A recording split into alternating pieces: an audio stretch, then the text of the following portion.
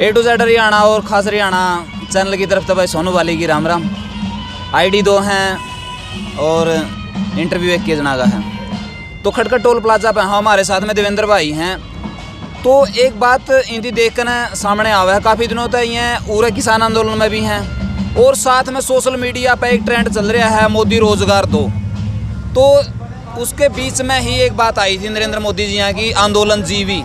जब एक आदमी एक चेहरा कई जगह पे नज़र आवे है तो उसकी आंदोलन जीवी का है भाई, उसकी कड़ियाँ देख ले, चाहे मोदी रोजगार दे में देख ले या फिर किसान आंदोलन में देख ले या फिर कोई किसी भी शिक्षकों का बीच में देख लो या फिर उसकी किसी भी भर्ती का आंदोलन में देख लो, तो हर जगह मिले हैं। तो उन्हीं के ऊपर बात कराएंगे कि भाई एक चेहरा हर आंदोलन में नज़र आवा है तो उसका पाछा का कारण क्या है, क्या वास्तविकता में ये आंदोलन जीवी हैं। राम राम भाई। राम राम। तो भाई देवेंद्र, हर आंदोलन में एक के चेहरा का होना क्या आंदोलन जीवी है? मोदी की बात कहीं ना कहीं सत्यता है या फिर उसका पाछा आप कुछ कहना चाहोगे? देखिए, आपके चैनल के माध्यम से मैं बताना चाहूँगा, ये बीजेपी सरकार की नीतियों की खामियां हैं जो व्यक्ति आपको लगभग हर आंदोलन में दिखाई देता है। क्योंकि वो कहीं ना कहीं जो भी इनकी कुरीतियां हैं बीजेपी सरकार की, जो अच्छी मंशा से ये काम नहीं कर रहे, उससे परेशान है, उससे परेशान होने की वजह से वो हर जगह नज़र आता है। और बात करें किसान आंदोलन की, तो आज हमने यहाँ पे खटखड़ टोल प्लाजा पे किसान दमन विरोधी दिवस मनाया है और उसमें राष्ट्रपति जी को मार्फत SDM के हमने ज्ञापन भी सौंपा है, जिसमें हमने बताया है कि जिसमें हमारी मांगे रही कि जो हमारे भाई लाल किले वाली घटना में जो निर्दोष हैं वो भी पुलिस ने पकड़े गए, कुछ ऐसा भी सामने आया है, उनको छोड़ा जाए और जो हमारे वाहन जब्त किए गए हैं उनको छोड़ा जाए, जिनका कोई दोष नहीं था, निष्पक्ष जांच होने पर। और दूसरा काले कानून वापस हो, MSP पर गारंटी का कानून बने।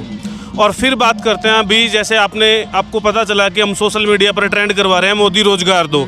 उसका कारण है कि SSC ने CGL 2019 की बात करें, 2019 में एक पेपर कंडक्ट करवाया था, उसमें नॉर्मलाइजेशन हुई और नॉर्मलाइजेशन में ऐसे मैटर सामने आए। मेरे जो कई साथी हैं, मैं खुद भी टीचर रहा हूँ पहले, मैंने महिंद्रा एजुकेशन प्राइवेट लिमिटेड और कैरियर पावर हिसार पर पढ़ाया है, इन अकेडमी में मैंने पढ़ाया है। और मेरे जो साथी थे, अभिनय शर्मा जी हैं, जैसे राकेश यादव जी, नीतू मैम जी हैं, इसी लाइन से जुड़े हुए हैं, उनके मैंने वीडियो देखे और पता चला कि अभी SSC में नॉर्मलाइजेशन की 2019 के अंदर, और ऐसा मामले सामने आए जिन बच्चों का बहुत अच्छा पेपर हुआ था 18 सितंबर का, 18 तारीख का, मतलब 18 तारीख का जो पेपर हुआ था उसमें नॉर्मलाइजेशन करके 200 नंबर जिस बच्चे के थे उसको भी पेपर क्वालिफाई नहीं करवाया, क्योंकि नॉर्मलाइजेशन में 60 नंबर कम कर दिए ये बोल के कि पेपर आसान था। अभी मेरा सवाल सीधा सा ये है कि क्या बच्चे की चॉइस होती है कि वो उसको पेपर 18 तारीख को देना है, 19 तारीख को देना है, 20 तारीख को देना है, या बच्चे की ये चॉइस होती है कि उसको आसान शिफ्ट में पेपर देना है, मुश्किल शिफ्ट में? बच्चे के हाथ में तो कुछ नहीं है ना, बच्चे का तो नुकसान हुआ है और उसी बच्चे के नुकसान के लिए हम अपनी आवाज़ बुलंद कर रहे हैं। हम कह रहे हैं कि SSC अपना तरीका सुधारे और तरीका सुधार करके जो युवाओं के साथ ये अन्याय हो रहा है, ये अन्याय बंद हो और निष्पक्ष तरीके से पेपर कंडक्ट करवाए और उसके परिणाम आए। जिस नाम पे उसने उसके 60 नंबर कम किए हैं, बच्चा ने तो पेपर सेट नहीं किया था कि वो आसान है या जटिल है, इस तरह की बात है। तो उसके साथ में कहीं ना कहीं आपने लगा कि भेदभाव हुआ है। हाँ, यही बात है और इसीलिए हम आवाज़ उठा रहे हैं। तो एक बात और निकल कर सामने आ रही है कि भाई मोदी रोजगार दो, तो ये इसका पाछे क्या है भाई? जबकि भारत सरकार से नहीं रोजगार मांग रहे हैं भाई, भारत सरकार रोजगार दे, या फिर और जो हरियाणा सरकार है उसको नहीं कह रहे हैं कि रोजगार दो, तो मोदी रोजगार दो क्या पीछे का कोई लॉजिक है? इसका लॉजिक सीधा सा ये है, जब हमने हमारे प्रधान सेवक नरेंद्र दामोदास मोदी जी, इतनी इज्जत से नाम मैं इसलिए लेता हूं उनका क्योंकि हमने बड़े चाव के साथ उसको बनाया था और मैंने खुद बीजेपी की वोट दी थी, इसमें कोई दोहराई नहीं है और न इसमें कोई छुपाने वाली बात है।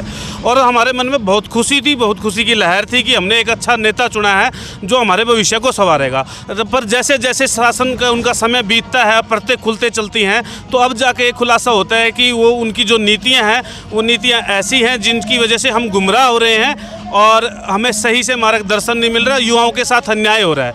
और मोदी से रोजगार इसलिए मांगा जा रहा है क्योंकि जो पेपर कंडक्ट हुआ वो SSC का है, जो सेंटर का है, यानी कि ये सेंटर की एजेंसी है जो एग्ज़ाम कंडक्ट करवाती है और इसमें सेंटर के अंदर जॉब होती है। हरियाणा सरकार का इसमें कोई मैटर नहीं है, इसलिए। और जो एसएससी की खामियां, एसएससी उस पर जवाब दे नहीं रही। हमने उसको ट्रेंड करवाया, 32 लाख ट्वीट हुए, नंबर 1 पे वो ट्रेंडिंग रहा, उसके बावजूद भी एसएससी ने उसके ऊपर अपनी सफाई कोई दी नहीं, अपनी कोई प्रतिक्रिया नहीं दी। तो हम गुहार किससे लगाएंगे? फिर तो मोदी जी से लगवाएंगे ना। एक बात और कह रहे हैं इसका पीछे है कि भाई मोदी रोजगार दो के पीछे एक कारण ये भी है क्योंकि मोदी जब सरकार में आने के लिए वोट मांग रहे थे, वो कह रहे हैं कि मुझे देखिए, हाँ। मोदी को देखिए, मोदी रोजगार देगा। 2 करोड़ रोजगार की बात हुई थी और मेरे हिसाब से तो नहीं हुआ होगा क्योंकि पहले वाले तो जरूर अटके होंगे, लेकिन आगे कोई भर्तियाँ ऐसी नहीं आई कि भाई 2 करोड़ रोजगार देने के लिए कोई प्रयास होया हो।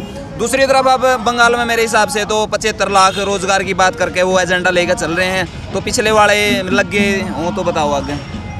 देखो, पश्चिम बंगाल के अंदर 75 लाख रोजगार की बात हो रही है और पहले 2 करोड़ रोजगार की बात हुई थी। ना तो वो 2 करोड़ लगे, ना वो 75 लाख लगे। हमारे गृह मंत्री अमित शाह जी ने एक चैनल के माध्यम से साफ तौर पर कहा था उस 15 लाख के बारे में कि वो चुनावी जुमला था, और जब 15 लाख का चुनावी जुमला है तो रोजगार का भी चुनावी जुमला है। मैं तो पश्चिम बंगाल वालों से भी अपील करना चाहूँगा, भाई आप कोई ना कोई ऐसा ठोस इनसे विश्वास लें, ऐसा कुछ इनसे लिखित में ले या जैसे भी उनको लगे सही तरीके से, भाई आप इन वादों पर खरे उतरेंगे, बाद में ये ना कह दे कि ये चुनावी जुमला था। और रही हरियाणा की बात, तो हरियाणा में आपने देखा है पीटीआई हटा दिए, डी ग्रुप वाले हटा दिए, ड्राइंग हटा दिए, निजीकरण भी चल रहा है। तो उसके बाद में मैंने आपने लगाया कि सरकारी कितने रोजगार बचे हैं। निजीकरण की मैं बता दूं, सरकार की जो मंशा है निजीकरण के पीछे, हमारे देश के अंदर मिश्रित अर्थव्यवस्था है। और जब भारत का संविधान बनाया गया तो विश्व के बहुत सारे संविधानों को पढ़ने के बाद भारत का संविधान बनाया गया, और जो हमारे संविधान निर्माता थे उन्होंने डिसाइड किया कि देश के अंदर मिश्रित अर्थव्यवस्था होनी चाहिए, क्योंकि हमारे देश का कल्चर और ज्योग्राफिकल जो लैंड है वो इस तरीके का है कि इस देश के अंदर मिश्रित अर्थव्यवस्था होनी चाहिए। मिश्रित अर्थव्यवस्था का मतलब है साम्राज्यवाद और पूंजीवाद बराबर चलेगा। अब मोदी सरकार साम्राज्यवाद को सिकोड़ रही है और पूंजीवाद को बढ़ावा दे रही है। जब साम्राज्यवाद सिकुड़ेगा और पूंजीवाद बढ़ेगा तो प्राइवेट कंपनी देश के अंदर आएंगी, और प्राइवेट कंपनी जो चलती है वो प्रॉफिट ओरिएंटेड चलती है। उनका काम जो होता है ज़्यादा से ज़्यादा मुनाफा कमाना होता है। पब्लिक सेक्टर की जो कंपनी होती है वो वेलफेयर ओरिएंटेड होती है, समाज का भला करने के उनका जो नज़रिया होता है, उनका काम करने का तरीका तो वो इस प्रकार होता है कि समाज का ज़्यादा से ज़्यादा भला हो।